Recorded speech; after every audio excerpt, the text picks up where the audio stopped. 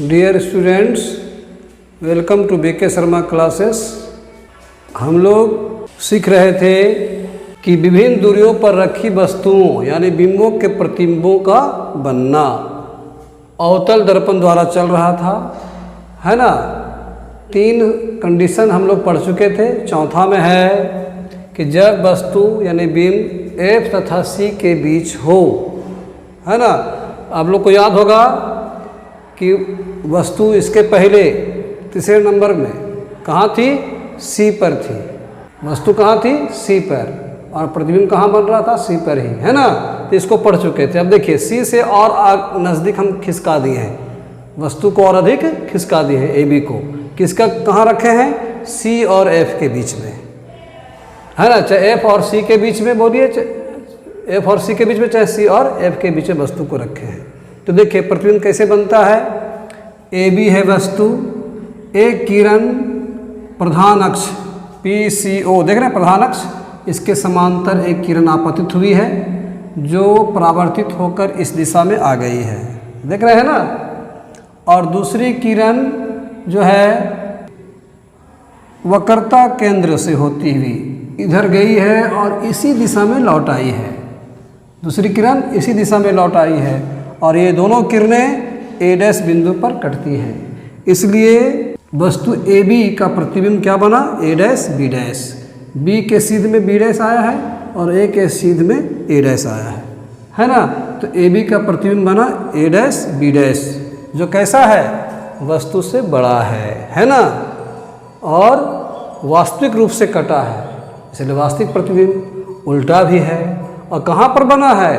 C के परे, यानी कहिए कि अनंत और C के बीच में बना है। तो हम लोग लिख सकते हैं कि जब वस्तु यानी बिंब F तथा C के बीच हो तो बनने वाले प्रतिबिंब की स्थिति क्या होती है? अनंत और वक्रता केंद्र C के बीच में होती है। यानी प्रतिबिंब अनंत और वक्रता केंद्र C के बीच बनता है। आकार कैसा होता है? वस्तु से बड़ा होता है ना, बड़ा साइज का होता है। और प्रकृति कैसी होती है? वास्तविक एवं उल्टा होती है। ठीक है। अब हम लोग 5वें नंबर में वस्तु को घिसका करके F पर रख देंगे, है ना। इसके बाद देखते हैं प्रतिबिंब कैसा बनता है ना।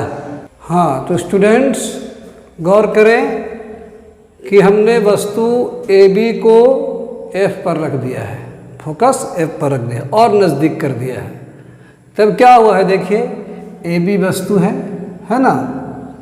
ये एक किरण समांतर गई जो फोकस से होते हुए इस दिशा में आ गई है, देख रहे हैं। दूसरी किरण वक्रता केंद्र से होते हुए जाना था, इसलिए इसको यहाँ आई और फिर टकरा करके अपनी ही दिशा में लौट आई। और ये दूसरे से एक दूसरे के नज़दीक आ रहे हैं, तो ये दोनों किरणें, ये दोनों परावर्तित किरणें जो हैं जाकर के अनंत पर एक दूसरे को काटती हैं। इसलिए प्रतिबिंब कहाँ बनता है? अनंत पर बनता है। तो ठीक है, जब वस्तु बिंब F पर हो तो बनने वाले प्रतिबिंब की स्थिति क्या होती है? अनंत पर होती है। ठीक है। और जब अनंत पर होती है तो और ये नीचे की ओर जा रहा है, तो प्रधान अक्ष से इसको जोड़ेंगे तो बहुत बड़ा प्रतिबिंब बन जाएगा। इसीलिए आकार में क्या होता है? वस्तु से बहुत बड़ा बनता है प्रतिबिंब, है ना। और प्रकृति कैसी होती है? वास्तविक एवं उल्टा होती है। ये वास्तविक रूप से ही जाकर करते हैं अनंत पर, इसलिए प्रतिबिंब जो है सो बहुत बड़ा बनता है ना।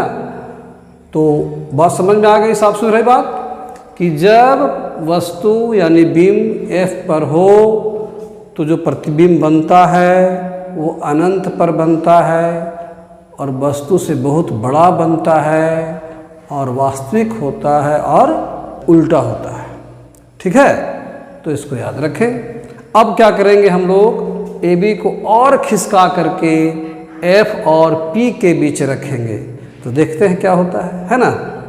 हाँ, तो स्टूडेंट्स देखिए, आप लोग थोड़ा गौर कीजिए 6ठा नंबर में कि जब वस्तु F तथा P के बीच हो, देखिए वस्तु कहाँ है?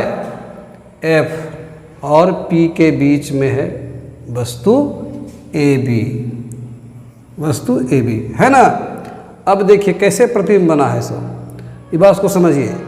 देखिए AB से 2 किरणें एक देखिए प्रधान अक्ष के समांतर गई है किरण, जो समांतर गई है, जो परावर्तित होकर के फोकस से होते हुए इस दिशा में आ गई है। ठीक है, दूसरी किरण वक्रता केंद्र से होकर के उसको जाना था, इसलिए वक्रता केंद्र से होते हुए गई है और लौटी है, अपनी ही दिशा में लौट गई है।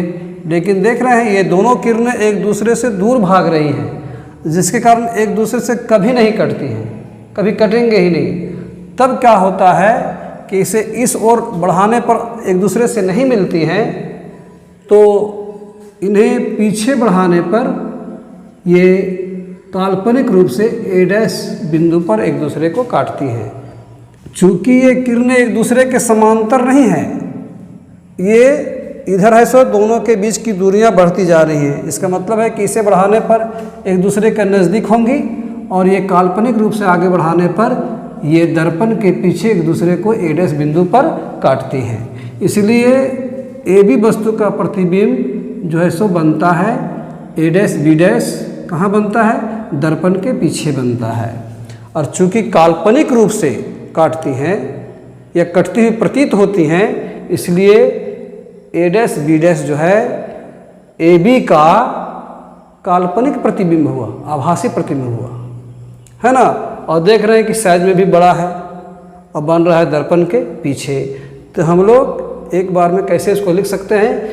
छठा में देखिए कि जब वस्तु एक तथा P के बीच हो तो बनने वाले प्रतिबिंब की स्थिति क्या होती है? दर्पण के पीछे, मतलब वो दर्पण के पीछे बनता है।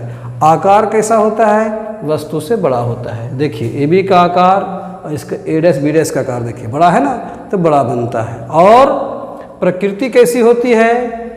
आभासी। आभासी मतलब काल्पनिक रूप से, है ना, आभासी प्रतिबिंब बनता है। और कैसा बना है? A' B' इस लाइन, ये प्रधान अक्ष के ऊपर बना है, इसलिए वो सीधा है। जो नीचे बनता है वो उल्टा होता है ना।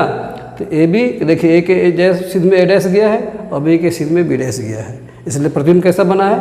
A' B' बिल्कुल सीधा बना है, आभासी बना है। एक बात पर ध्यान रखिए स्टूडेंट्स कि जो प्रतिबिंब वास्तविक होता है वो उल्टा होता है और जो प्रतिबिंब आभासी होता है वो सीधा होता है। इस बात को ध्यान रखें, ठीक है, फिर आपकी गड़बड़ी कभी नहीं होगी।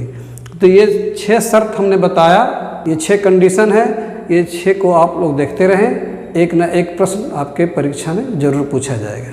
ठीक है, ये तो हमने अवतल दर्पण द्वारा सीख लिया 6 कंडीशंस, है ना। अब हम लोग उत्तल दर्पण द्वारा भी प्रतिबिंब बनता है, जिसमें केवल 2 कंडीशंस हैं, जो अगले वाले वीडियो में हम लोग देखेंगे और समझेंगे। ठीक है, ओके।